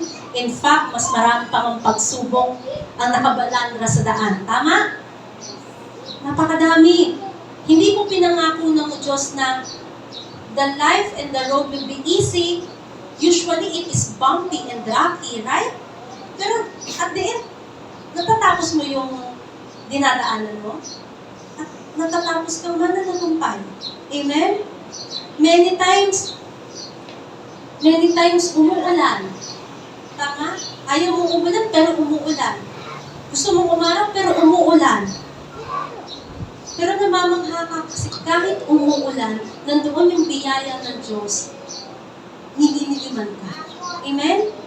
Mga kabiyaya, tatandaan po natin na ang pag-ibig ng Diyos ang ating lilid na nagsisilbing lakas at sandata natin sa pabago-bagong panahon. Tatandaan mga kabiyaya, hindi ka nag-iisa. Tulad ng nabanggit ko dati, sa tuwing feeling mo mag-isa ka, tatandaan kasama mo siya. Dahil sa panahon na iisang pares na lang ng yapak ng paa ang nakikita mo sa dalampasigan, iyon ay karga-karga ka ng Diyos. Amen? So, never lose hope. Lagi mong isa-isip, ikaw ay anak ng Diyos. At ang anak, hindi pinapabayaan. Amen? Lagi mong tatandaan, mahal ka ng Diyos. At kapag mahal, hindi pinapabayaan. Amen? Lapakan natin ang ating Panginoon. Ang sabi po sa 1 Peter 1:3, in His great mercy has given us new birth into a living hope. Jesus is our living hope. Remember the old song? Because He lives, I can face tomorrow. Because He lives, all fear is gone. Because He lives, I know He holds my future. Because He lives, life is worth a living just because He lives. Amen? Buhay po ba si Jesus? Clap on you people. Make a joyful noise. Buhay ang ating pag-asa. Kailanman ay hindi mamamatay. Kung may pinagdadaanan ka sa buhay na ito, kumapit ka sapagkat hindi ka bibitawan ng Diyos. Amen? Lagi kang hawak-hawak ng Diyos. Buhay ang iyong pag-asa. He lives, Christ Jesus lives today. He talks with me and walks with me in this life's narrow way. You ask me how, I know He lives within my heart. Amen? Jesus is alive and well. God is not dead. He is surely alive. Alive forevermore. Ano yung mga alive forevermore? My Jesus is alive. Simpleng kanta. pero punong-puno ng pag-asa. Amen? Simpleng kanta, pero yung puso natin, tuwing inaawit natin, nag-uumapaw sapagkat ang Diyos natin na umiibig sa atin ay buhay.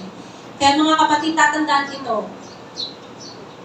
Hindi mo man ganun mataalala yung biblical anthropology. Ito dapat alalahanin mo. Hindi ka daig ng problema. Sabi mo sa katabi mo, hindi ka daig ng problema. Hindi ka daig ng pagsubok. Tanungin niyo ako kung bakit. Sapagkat buhay ang Diyos natin.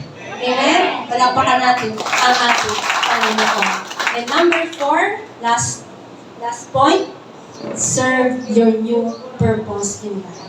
Nung ikaw ay na-born again, hindi ka lang nagkaroon ng new life, hindi ka lang nagkaroon ng new identity, hindi ka lang nagkaroon ng new nature, hindi ka lang nagkaroon ng new hope. Nagkaroon ka din ng new purpose sa buhay na ito. Ang sabi po sa Ephesians 2:10, my last verse, it is God Himself who has made us what we are and given us new lives from Christ Jesus. And long ages ago, He planned that we should spend these lives in helping others. That is our new purpose in this life. And that is to help others. Ngayon, hindi na lang sarili mo ang iniisip mo, concerned ka na din sa iba. Tapikin mo yung katabi mo, sabi mo, concerned ako sa iyo. So what could be the best help, mga kabiyaya? What could be the best help you can give others? Madami po bang paraan para makatulong? Yes. Pero ano yung pinaka-the best na pwede nating itulong sa iba bilang mga anak ng Diyos? Makinig. Makinig po, para matapos na tayo. Baka tumagal tayo isang oras pa. Okay, what could be the best help you can give others? Above all, pakibasa ng lahat, above all, give them Jesus. Everything else will fall into place. Mga kabiyaya, ang kailangan ng mundong ito, hindi pera, hindi kayamanan. Ang totoong kailangan ng mundong ito, si Kristo. Si Jesus ang tinapay ng buhay. Ibigay natin si Jesus sa kanila. Si Jesus ang tubig ng buhay. Ibigay natin si Jesus sa kanila. Sa mundong itong madilim, si Jesus ang liwanag ng buhay. Alam natin ang tunay na problema, wala si Jesus sa kanila. Kaya tayong merong Kristo, ibigay natin si Jesus sapagkat kapag nasa kanila si Jesus, nasa kanila ang buhay at ang kapangyarihan na mabuhay, di lang mananagumpay sa buhay nito. Amen? Amen. So that is why we are exerting all our efforts in the ministry, because this is our new life's purpose, to help others to know Christ, because everything will fall into its proper place when they have Christ. Amen? Amen. So, tignan po natin ang life application. Umupo ng matuwid. Upong pang-anak ng Diyos. So, number 1, pakibasa ng lahat. Number 2. Number 2. Number 3. And number 4. Ano po yung mapapansin nyo sa mga naka-highlight? New identity, new nature, new hope, new purpose. Lahat ay bago. Everything is new. You know why? Because you have been given a new life inside. And in Christ, I am a new person inside. Tatandaan na ang pinakamagandang pwesto at ang pinakamagandang posisyon sa buong mundo ay tayo ay na kay Kristo. At kay Kristo, ikaw ay isa ng bagong nilalang. Palapakan natin ang Panginoon, tayo ang manalangin. Panginoon, dakilang Diyos, maraming salamat dahil kami ay binago mo. Kami dating patay. Walang kabuhay-buhay, walang pag-asa, walang kahihinatnan sa mundong ito, sa buhay na ito. Ngunit pumasok ka sa aming buhay. Ngayon, Panginoon, kami masaya, kami kontento, may bago ng kahihinatnan ng aming mga buhay. We have a new purpose. We have a living hope in you. Panginoon, salamat, binago mo ang aming espiritu.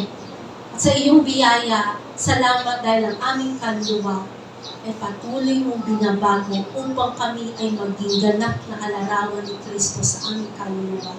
At tunay nga, Panginoon, inaasam po namin na sa pagtunog ng trompeta, ikaw ay makikita namin ang mukha at mababago ang aming katawan. Lord, napakasarap dahil kami ay nasa pinakamagandang posisyon ngayon. Walang iba kundi kami ay nakay Kristo.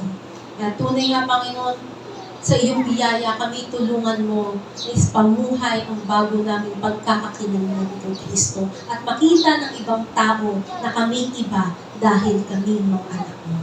We are a new person inside. It is all because of your finished work. Thank you, Jesus. To you, we bring back all the glory, honor, and praise. In Jesus' name, amen, amen, amen. Palapakan po natin ang ating Panginoon. Bago po tayo mag-proceed sa ating Holy Communion, tinatawagan at